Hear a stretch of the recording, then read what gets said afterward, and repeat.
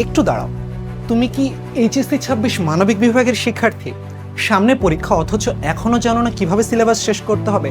চিন্তার কোনো কারণ নেই, এসো আমার সাথে।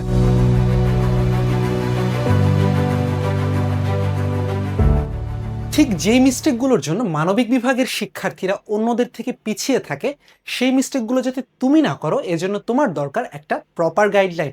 এজন্য তোমাদের সামনে রেডি করেছি একটি প্রপার সিস্টেমেটিক ওয়ে, যার মাধ্যমে তুমি তোমার মানবিকের ক্ষেত্রে খুবই ভালো একটি রেজাল্ট অ্যাচিভ করতে পারো। আমি জানি তোমার এখনো সিলেবাস কমপ্লিট হয়নি, অথচ তোমার সামনে এক্সাম। তো এই ক্ষেত্রে আমাদেরকে কি করতে হবে? দেখো, তোমার যেহেতু সামনে পরীক্ষা, সো তোমার যে সিলেবাসগুলো কাভার হয়নি, ফার্স্ট অফ অল তোমাকে আগে সেটা নোট করতে হবে যে আমি কি কি পারি আর কি কি পারি না। আগে তোমাকে নোট করতে হবে। নোট করে তোমাকে কি বের করতে হবে? বের করতে হবে তুমি কোন টপিকগুলো পারো আর কোনগুলো পারো না।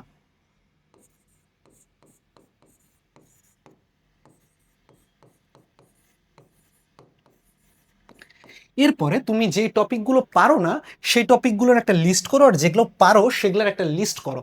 লিস্ট করার পরে এরপরে তোমার যে টপিকগুলো তুমি পারো না সেগুলো তুমি পড়া শুরু করো। কিভাবে পড়বে? এখন আমাদের স্টুডেন্টরা অধিকাংশ ক্ষেত্রে একটা ভুল করে, এই পরীক্ষার লাস্ট মোমেন্টে এসে তারা কি করে, বইয়ের একদম যে চ্যাপ্টারগুলো তারা পারে না তারা সেখানকার একদম প্রথম থেকে শুরু করতে যায় বা বইয়ের প্রথম লাইন থেকে শুরু করতে যায়। এটা কিন্তু খুবই বড় একটা মিস্টেক। দেখো, তোমার সামনে পরীক্ষা, তোমার হাতে সময় কম, তোমার সিলেবাস বাকি, এখন প্রতিটা মুহূর্ত ইম্পর্টেন্ট, এই টাইমটাকে পারফেক্টলি ইউটিলাইজ করতে হবে। তো আমরা কিভাবে পারফেক্টলি ইউটিলাইজ করব? পারফেক্টলি ইউটিলাইজ করার জন্য আমাদেরকে ফলো করতে হবে তোমার রিভার্স স্টাডি। রিভার্স স্টাডি জিনিসটা কি? আমরা সব সময় কি করি, কোনো একটা জিনিস পড়ার সময় আমরা শুরু থেকে পড়া শুরু করি, এরপরে আমরা চ্যাপ্টারটা শেষ করে দেন এমসিকিউ, সিকিউ, তারপরে তোমার বোর্ড কোশ্চেন সলিউশন, এসব জিনিস করি, তাই না? বাট এখন তোমার হাতে যেহেতু সময় কম, তোমাকে কি শুরু করতে হবে বোর্ড কোশ্চেন এবং এমসিকিউ দিয়ে। কোনটা দিয়ে শুরু করতে হবে? তোমাকে শুরু করতে হবে তোমার বোর্ড কোশ্চেন,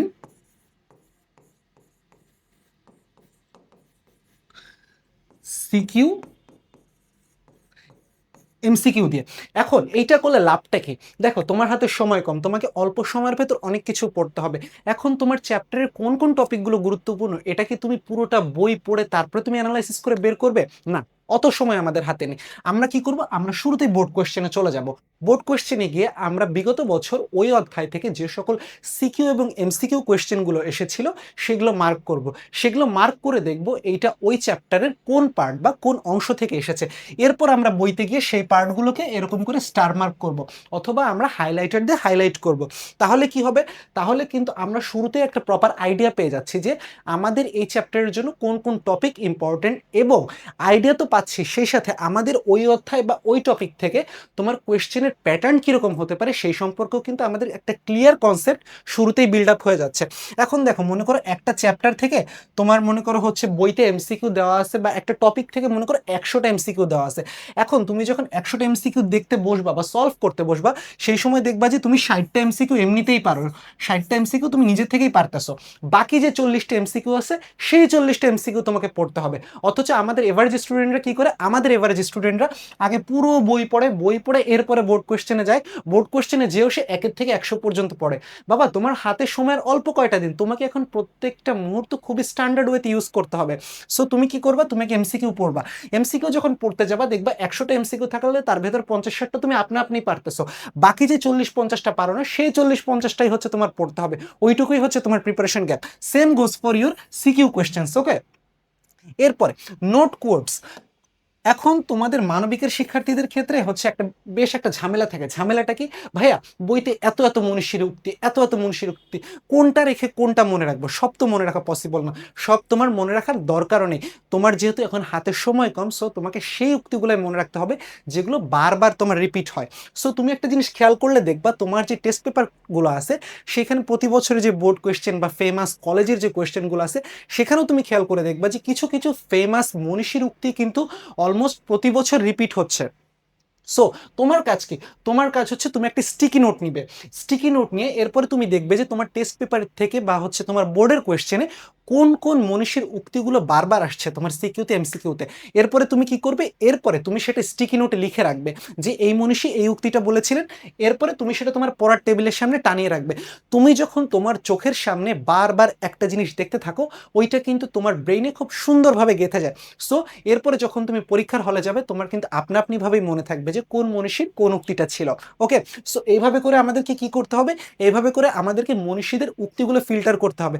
বইতে দেখা যায় 100টা উক্তি আছে, তবে 100টা উক্তি থেকে প্রতি বছর বা গতানুগতিকভাবে আমাদের দেখা যাচ্ছে 10 থেকে 20টা উক্তি সবসময় আসে।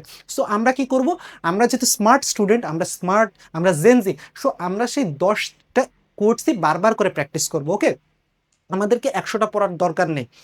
যেহেতু আমাদের হাতে সময় কম, যদি আমাদের হাতে আমরা আগের থেকে প্রিপারেশন নিতাম, আমাদের প্রিপারেশনটা গোছানো থাকতো, সেক্ষেত্রে কিন্তু আমরা আরো বেশি করে পড়তাম। এরপরে কি আছে, make a to do list. অর্থাৎ আমি আগামীকাল সকালে ঘুম থেকে উঠে কি করব, কোন সাবজেক্টটা পড়বো, কি কি কাজ করতে হবে, আমার সারাদিনের ওভারঅল একটা অ্যাক্টিভিটিস। তোমার সিলেবাস কেন বাকি ভাইয়া? তোমার সিলেবাস বাকি হচ্ছে তুমি তোমার পড়াশোনার কোনো রুটিন নেই, তোমার লাইফস্টাইলের কোনো রুটিন নেই, তুমি যখন তখন যেটা সেটা ইচ্ছা করে বেড়াচ্ছ। এই কারণে তোমার কোনো জিনিস ব্যালেন্স হচ্ছে না। সো তোমাকে সারাদিনের একটা রুটিন করতে হবে।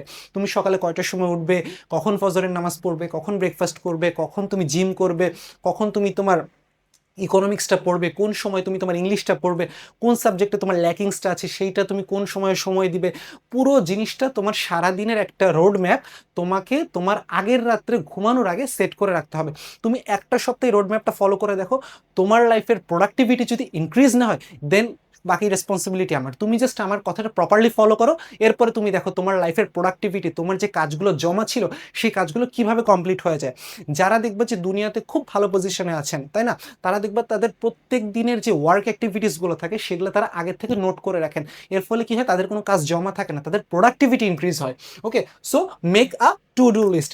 এরপরে কি আছে, ফলো স্ট্যান্ডার্ড সিকিউ ফরম্যাট। আমাদের মানবিকের স্টুডেন্টদের ক্ষেত্রে কিন্তু আমরা সবাই একটা জিনিস জানি যে মানবিকে মার্ক ওঠানোটা কঠিন। কেন কঠিন? কারণ আমাদের পুরোটাই থিওরি বেসড, তাই না, আমাদেরকে লিখে মার্কস ওঠাতে হয়।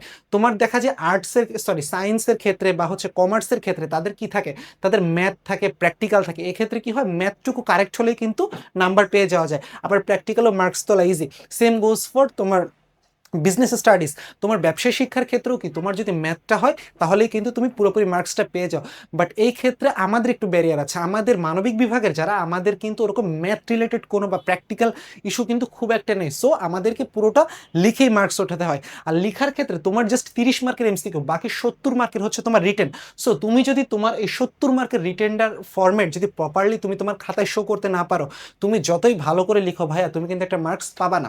সো আমি তোমাকে দেখিয়ে দিব কিভাবে তুমি তোমার খাতায় একটা পারফেক্ট সিকিউর অ্যান্সার করতে পারো। একটা পারফেক্ট সিকিউর কিন্তু তোমার খাতার যে কোয়ালিটিটা, সেটা কিন্তু অন্য আর 5 জনের থেকে অনেকখানি ইনক্রিজ করবে। তো চলো আমরা একটু দেখে নিই যে কিভাবে আমরা একটা পারফেক্ট সিকিউর অ্যান্সার করতে পারি। সিকিউ লেখার ক্ষেত্রে সবসময় আমরা একটা জিনিস মাথায় রাখবো, আমাদের যে কয় মার্কের কোয়েশ্চেন হবে, আমাদের বা আমাদের প্রশ্নের মান বন্টন যে কয় মার্কসের থাকবে, আমাদের কোয়েশ্চেনের বা অ্যান্সারের প্যারাও হবে সেই কয় মার্ক। তাহলে আমাদের সিকিউ কোয়েশ্চেনে প্যারা থাকে কয়টা? প্যারা থাকে 4টা। বা সরি, প্যারা না, কোয়েশ্চেন, কোয়েশ্চেন থাকে 4টা, ক নাম্বার, খ নাম্বার, গ নাম্বার, ঘ নাম্বার। এখন ক নাম্বারের মার্ক 1, খ নাম্বারের মার্ক 2, গ নাম্বারের মার্ক 3, ঘ নাম্বারের মার্ক 4। সো আমরা কি বলেছি, আমরা বলেছি যে আমাদের প্রশ্নের মান বন্টন অনুযায়ী কি করতে হবে, আমাদের প্যারাটা ভাগ হবে। সো ক নাম্বারের মার্কস যেহেতু 1, তার মানে ক নাম্বারের ক্ষেত্রে আমরা প্যারা কয়টা করব? ক নাম্বারের ক্ষেত্রে আমরা প্যারা করব একটা। খ নাম্বারের মার্কস 2, তাহলে খ এর ক্ষেত্রে প্যারা হবে 2টা। গ নাম্বারের মার্কস 3, তো এখানে প্যারা হবে 3টা। ঘ নাম্বারের মার্কস 4, সো এখানে প্যারা হবে 4টা।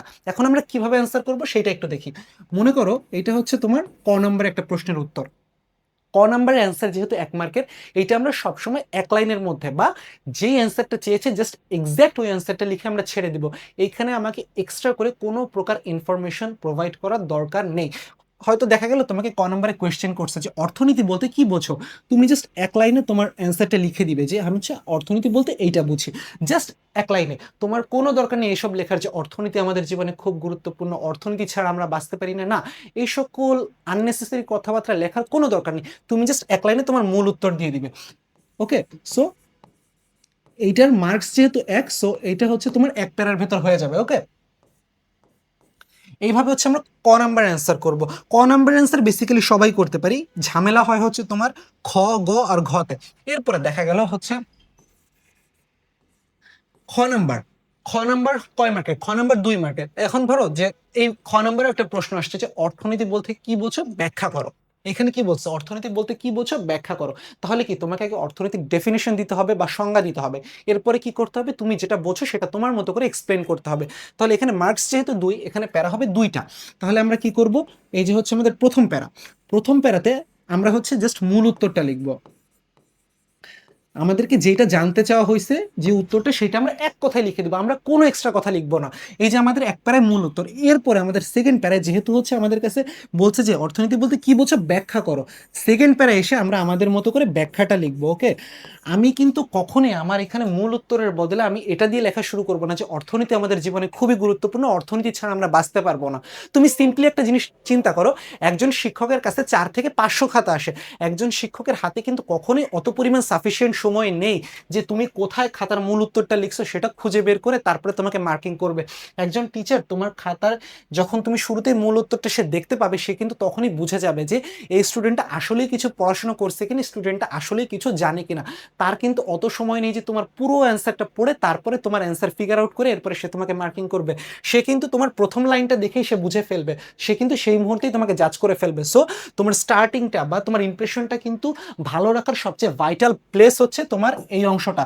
সো তোমাকে কি করতে হবে? প্রথম পার্টি তোমার মূল উত্তরটা ক্লিয়ার করে ফেলতে হবে। ওকে, এরপরে তুমি তোমার মতো করে ব্যাখ্যা প্রদান করলে। দেন আসো গ নাম্বারের ক্ষেত্রে। গ নাম্বারের ক্ষেত্রে কি হয়? গ নাম্বার যেহেতু 3 মার্ক, সো এখানে আমরা 3টা প্যারা করব। সো সেম ভাবে প্রথম প্যারায় হচ্ছে আমরা আমাদের মূল উত্তরটা রাখবো। প্রথম প্যারায় আমাদের থাকবে হচ্ছে মূল উত্তর। ওকে, প্রথম প্যারায় থাকবে মূল উত্তর। এরপরে কি থাকবে? এরপরে থাকবে হচ্ছে আমাদের মূল উত্তর সম্পর্কে ব্যাখ্যা, আমাদের মূল উত্তর সম্পর্কে ব্যাখ্যা। এরপরে থার্ড প্যারায় কি থাকবে? থার্ড প্যারায় হচ্ছে আমাদের যে উদ্দীপকটা থাকে, উদ্দীপক আর আমাদের ব্যাখ্যা, এই দুইটার কম্বিনেশন বা তুলনা করে আমরা হচ্ছে আমাদের মতো করে অ্যান্সার লিখবো। তার মানে এই প্যারাটা কি হচ্ছে? এই প্যারায় হচ্ছে আমরা ব্যাখ্যা গুণ আমাদের যে উদ্দীপকটা ছিল সেই উদ্দীপকের সাথে তুলনা করে আমরা বাকিটুকু অ্যান্সার করব। তাহলে আমাদের গ নাম্বারের অ্যান্সার হবে এরকম। মনে করো এটা একটা খাতা, ঠিক আছে? এটা একটা স্টুডেন্টের খাতা, সে গ নাম্বারের অ্যান্সারটা এভাবে করে লিখছে। এবার আরেকটা স্টুডেন্টের খাতা, মনে করো এইটা, এটা হচ্ছে আরেকটা স্টুডেন্টের খাতা, ঠিক আছে? সেও মনে করো গ নাম্বারের অ্যান্সারটা লিখছে, বাট সে কিভাবে লিখছে আমি তোমাকে দেখাই। সে মনে করো এইখান থেকে লেখা শুরু করছে, একদম ঢালাওভাবে, ঢালাওভাবে লিখছে, একদম লাস্ট পর্যন্ত পুরো এক প্যারায় লিখে শেষ করছে, ঠিক আছে? মনে করো এই যে একদম লাস্ট পর্যন্ত লিখছে। এখন তোমার মূল উত্তরটা থাকার কথা ছিল কোথায়? মূল উত্তরটা থাকার কথা ছিল এই শুরুর লাইনে, বাট সে কি করছে? সে মূল উত্তরটা লিখছে এইখানে এসে। তোমাকে জানতে চাইছে অর্থনীতি বলতে কি বোঝো, অর্থনীতি কত প্রকার, বিস্তারিতভাবে ব্যাখ্যা করো। তুমি এখানে লিখছো যে হচ্ছে অর্থনীতি আমাদের জীবনের জন্য খুবই গুরুত্বপূর্ণ, অর্থনীতি ছাড়া আমরা বাঁচতে পারবো না। এইসব হাবিজাবি লিখে লাস্টে এখানে এসে লিখছো যে অর্থনীতি বলতে এটা বোঝে, অর্থনীতি এত প্রকার। সো দেখো, এই দুটো খাতা যদি তোমার সামনে দেওয়া হয়, তুমি কোন খাতায় মার্কস বেশি দিবা? তুমি কি এই খাতাটায় মার্কস বেশি দিবা নাকি এই খাতাটায় মার্কস বেশি দিবা? ডেফিনেটলি ডেফিনেটলি তুমি এই খাতাটায় মার্কস বেশি দিবা। কেন মার্কস বেশি দিবা? কারণ এটা একটা স্ট্যান্ডার্ড ফরম্যাট অনুসরণ করে লেখা হয়েছে। এখানে তোমার খাতার শুরুতেই কিন্তু এই যে মূল উত্তরটা দিয়ে দেওয়া হয়েছে, তাই না? কিন্তু এইখানে মূল উত্তরটা কোথায়? এইখানে মূল উত্তরটা দেওয়া হয়েছে এখানে। একজন টিচারের হাতে কখনো এত পরিমাণ সময় নেই যে তোমার পুরো খাতাটা পড়ে তুমি কোথায় মূল উত্তর লিখছো সেটা খুঁজে বের করবে। টিচারের সামনে যখন খাতাটা আসবে, টিচার জাস্ট এই প্রথম লাইনটা দেখবে, প্রথম লাইনে যদি সে তার মেইন অ্যান্সারটা পেয়ে যায়, তাহলে সে বুঝে নিবে যে এই স্টুডেন্টের মাথায় আসলেই কিছু আছে, সে আসলেই পড়াশোনা করছে বা সে জানে। ওকে, সো এই যে হচ্ছে তোমাদের ডিফারেন্সটা। এভারেজ স্টুডেন্টস আর টপারদের ভিতরে তোমার মেইন যে পার্থক্যটা থাকে সেটা হচ্ছে অ্যান্সার করার ক্ষেত্রে। এভারেজ স্টুডেন্টস অ্যান্সার করে তোমার এই ফরম্যাটে, এভারেজের অ্যান্সার করে হচ্ছে এই ফরম্যাটে, আর টপারের অ্যান্সার করে সবসময় এই ফরম্যাটে। এখন তুমি নিজেকে কোন কাতারে দেখতে চাও, it's totally up to you. তুমি নিজেকে কোন কাতারে দেখতে চাও, it's totally up to you. এভারেজের খাতার ফরম্যাট হচ্ছে এইটা, আর একজন টপারের খাতার ফরম্যাট হচ্ছে এইটা। এখন বাকিটা পুরোপুরি তোমার চয়েস যে তুমি নিজেকে কোন ফরম্যাটে রাখতে চাও। ওকে, সো এইটা ছিল হচ্ছে আমাদের গ নাম্বারের ক্ষেত্রে। এরপরে ঘ নাম্বারের ক্ষেত্রে আসো। ঘ নাম্বার যেহেতু হচ্ছে 4 মার্কের, সো এটার প্যারা হবে কয়টা? এটার প্যারা হবে 4টা। এখানে তাহলে 4টা প্যারা কিভাবে? এই যে সেম ভাবে প্রথম প্যারায় হচ্ছে আমার মূল উত্তর, সেকেন্ড প্যারায় হচ্ছে ব্যাখ্যা, থার্ড প্যারায় হচ্ছে উদ্দীপকের তুলনা বা উদ্দীপকের সিচুয়েশন সম্পর্কে তুলনা, উদ্দীপক সম্পর্কে বর্ণনা করা।